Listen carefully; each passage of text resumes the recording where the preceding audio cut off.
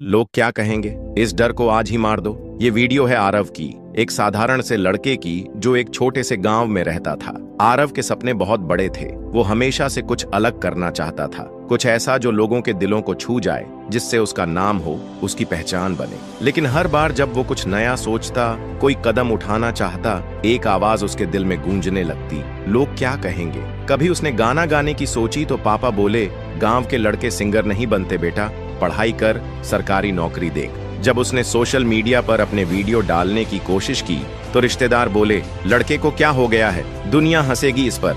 दोस्तों ने मजाक उड़ाया, तू और इन्फ्लुएंसर, छोड़ भाई, तू ये नहीं कर सकता। हर तरफ से यही सुनने को मिला, लोग क्या कहेंगे। धीरे धीरे आरव ने अपने सपनों को बंद कमरे में कैद कर लिया। वही रोजमर्रा की जिंदगी, वही बोझ, वही मायूसी, लेकिन दिल के किसी कोने में वो आग अब भी जल रही थी। एक दिन की बात है, आरव अपने पुराने स्कूल गया। वहां उसकी मुलाकात हुई उसके बचपन के दोस्त विवेक से। विवेक अब एक जाने माने यूट्यूबर बन चुका था, लाखों सब्सक्राइबर्स, करोड़ों व्यूज। आरव हैरान था, तूने कैसे कर लिया ये सब, किसी ने तुझे रोका नहीं? विवेक मुस्कुराया और बोला, सबने रोका था भाई, लेकिन मैंने एक दिन खुद से पूछा, लोग क्या कहेंगे, ये सोचकर अगर मैं रुक जाऊं तो क्या लोग मेरी जिंदगी जीने आएंगे? नहीं ना। तो फिर मैंने फैसला किया, लोग कुछ भी कहें, मैं वो करूंगा जो मेरा दिल कहे। उस रात आरव देर तक नहीं सो पाया। उसके भीतर का डर उसकी हिम्मत को निगल रहा था, लेकिन विवेक की बात उसके मन में गूंज रही थी, लोग तेरी जिंदगी नहीं जी रहे,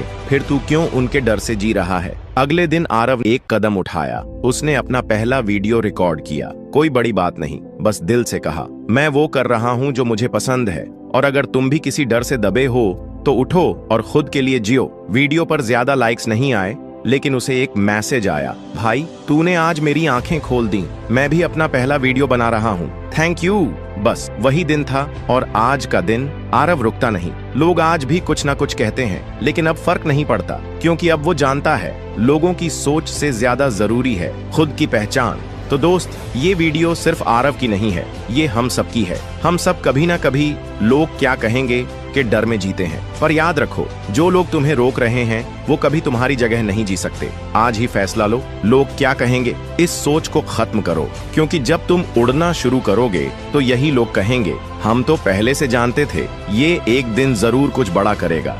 फेक लोगों की पहचान करना सीखो। मनोविज्ञान की ताकत से अक्सर हम अपने जीवन में ऐसे लोगों से मिलते हैं जो दिखावे में बहुत अच्छे होते हैं, लेकिन असल में उनके इरादे कुछ और ही होते हैं। ऐसे लोग हमें धोखा देने की कोशिश करते हैं, हमारे विश्वास के साथ खेलते हैं, और कई बार तो हमें भावनात्मक रूप से कमजोर भी कर देते हैं। क्या आप भी कभी ऐसे लोगों के चंगुल में फंसे हैं? यदि हाँ, तो यह वीडियो आपके लिए है। आज हम एक ऐसी कहानी बताएंगे जिससे आप समझ पाएंगे कि फेक लोगों की पहचान कैसे की जा सकती है। अर्पित एक सीधा साधा और ईमानदार लड़का था। वह सब पर जल्दी भरोसा कर लेता था और अपनी भावनाओं को खुलकर व्यक्त करता था। कॉलेज में उसकी दोस्ती विशाल नाम के एक लड़के से हुई।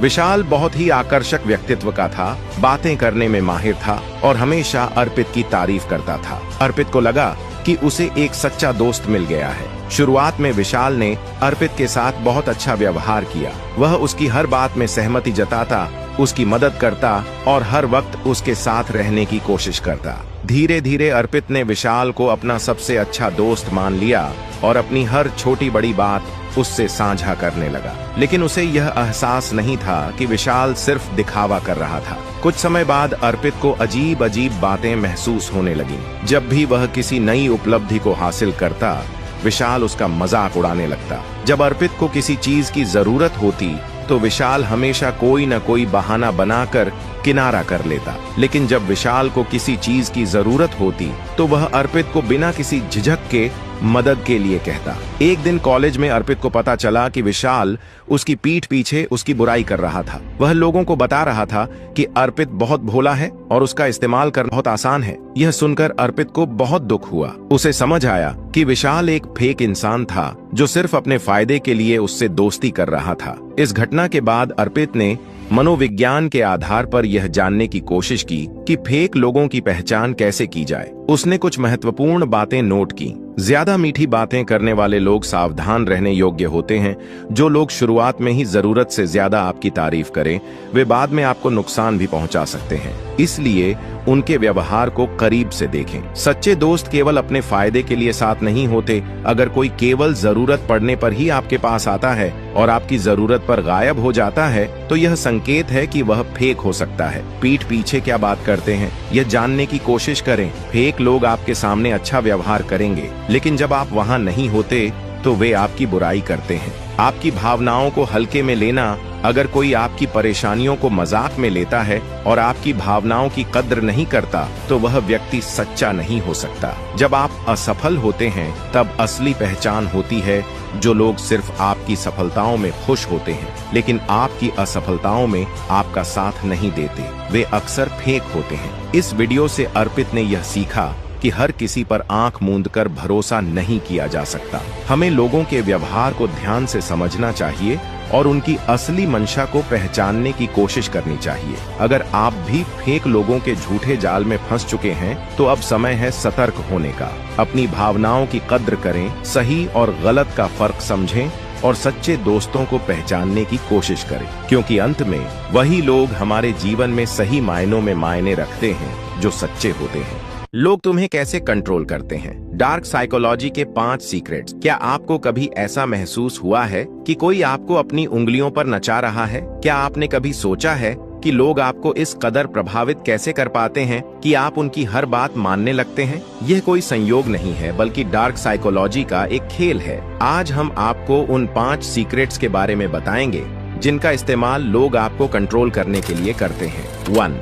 गैसलाइटिंग। तुम्हारी ही गलती है। गैसलाइटिंग एक मनोवैज्ञानिक हथियार है जिसका इस्तेमाल लोग आपको भ्रमित करने और खुद पर शक करने के लिए करते हैं। वे आपको यकीन दिलाने की कोशिश करेंगे कि जो आपने देखा या सुना वह गलत था। वे बार बार आपकी याददाश्त पर सवाल उठाएंगे। धीरे धीरे आप अपनी ही सोच पर शक करने लगेंगे। जब भी कोई आपको अपनी ही बातों पर शक कराने लगे, तो अपने अनुभवों को लिख लें।